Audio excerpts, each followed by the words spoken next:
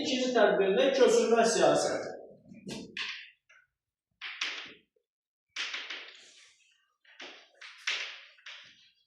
İndiyənə qədər keçdiyimiz dərslərin içərisində Azərbaycanda kimlər köçürmə siyasətini həyata keçirdilər? Ərəblər, Sasanilər. 2, əslində Sasanilər 1, Ərəblər 2, düzdürmü? Bəli. Ümumiyyətlə hamı köçürmə həyata keçirir, demək olar ki, amma konkret tədbir kimi bizə göstərilən 2 dənəsi var idi, bu 3-cü əlavə olundu və biz 54-cü dərsi keçəndə görürük ki, orada Ruslar da köçürmə siyasətini həyata keçirir. Deməli, bunun köçürmə siyasətində 3 dənə məqsədi var. Birinci, etnik dayaq yaratmaq.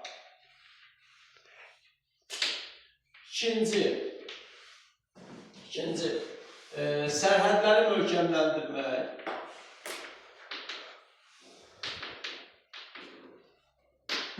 Sərhədləri möhkəmləndirmək üçün Muğan ərazisindən şahsiyyən tayfalarını köçürmüşdü xanlığın ərazisinə. Etnik dayaq yaratmaq üçün Qubadan, Dərbətdən əhalini Şamaxıya köçürmüşdü. 3. Əhalinin sayını artırmaq.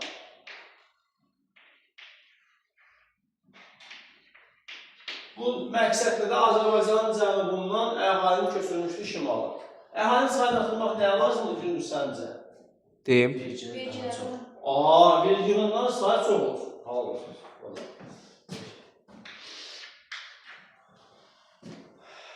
Belə.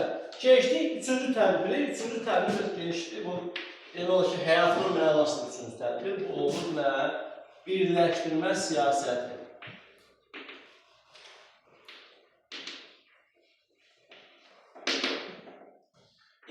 Bunun ilk birləşdiriyi, ümumiyyətlə, Quba xanlığında ilk birləşdirilən ərazi Salyandır. Yadımıza saxlayaqdır. Ümumi götürəndə, ümumiyyətlə, ümumi götürəndə.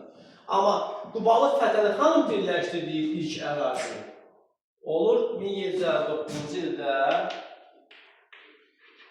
Dərbənd xanlığı. Dərbəndi özünə birləşdirir. Özünə deyilən xanlıqlar özünə. Dərbəndi birləşdirməsinin deməli hansı nəsələrdən? Dərbənd İpək ticarət yolu üzərində yerləşirdi. Oradan ələ keçirilmək, yəni bunlar üçün çox əlverişli və lazım idi. Sonra Dərbənd əhalisi özü Qubaya birləşmək istəyirdi ki, xanlığın öz xanlığına narazı, çünki o vergilər miqdarını artırmışdı. Sonra Dərbənd xanlığının ordusu gücü o qədər güclü deyildi ki, Qubaya qarşı mübarizə apara bilsin, ona görə rahatlıqla ələ keçə bilmiş. Bu da bunun tərəfini ilk birləşdirmiş ərazi. Daha sonra 1767-ci ildə Bakı xanlığını birləşdirir. Hansı yolla? Nikah diplomatiyası.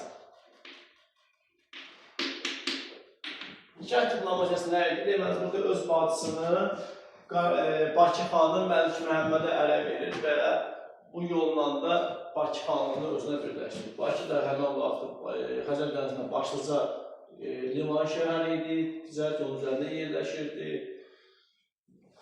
Və belə, onun yolun birləşdirilməsi lazım idi bunlara. Başqa nikah diplomatiyasını harada görmüşdük biz? Çinlilər daha çox edirlər, sonra... Hunlarla. Həmişə ondan danışan, tez evləndirirsiniz. Albaniya hökmdarı Cavanşir. Deyirəm ki, onlar arasında bağlanmış müqavilələrin şərtində deyir ki, Cavanşir Xəzər xəqanın qızının evlənir. Elə bir ki, müqaviləni sırf bağlayıblar ki, bu Xəzər xəqanın qızının evlənsin. Xəzər xəqanı şeylədir ki, qızın...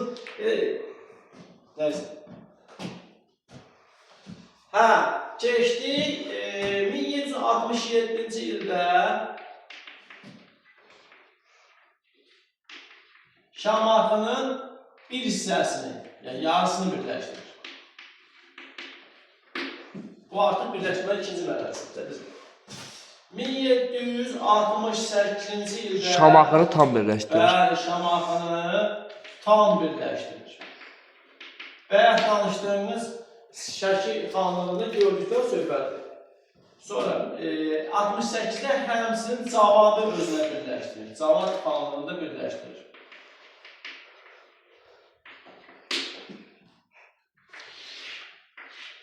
Azərbaycanda və Şimali Qafqazda olan qüvvələr bunun Qubalı Fətəli xanım bu birləşdirmə siyasətindən narahat olurlar ki, vaxt növbə onların çatar, ona görə ona qarşı birləşirlər və 1774-cü ildə bunu məğlub etmək istəyirlər.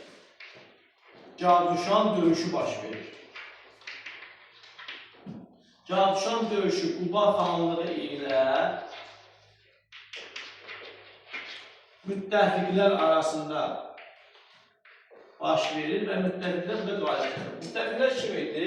Dağıstan hakimləri, keçmiş Dərbənd hakimi Əmir Həmzə, sonra Kartik Kaxetiyə, Qarabağ, Şəki hakimləri də bu müttəfiqlərin sırasında. Onlar Qubalı Fətəli xanı məğlub edirlər. Qubalı Fətəli xan çəkilir Salyana doğru. Quba itirilmişdi, Quba tutulmuşdu müttəfiqlər tərəfindən. Müttəfiqlər Dərbəndə mühasirəyə alırlar ki, tutsunlar. Həmən vaxtı Dərbəndi müdafiə edən şəxs Qubalı Fətəli xanın həyat yoldaşı Tutibikə idi.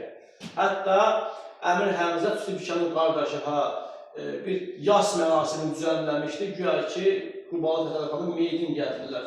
Ki, Aybacı qapını aç, gətirək bunu dəfn edək, yas verək bunu. Tutibikə də öz qardaşına inanmır ki, Əmir Fətəli xan ölməz. Onlara söz vermiş ki, ölməyəcək.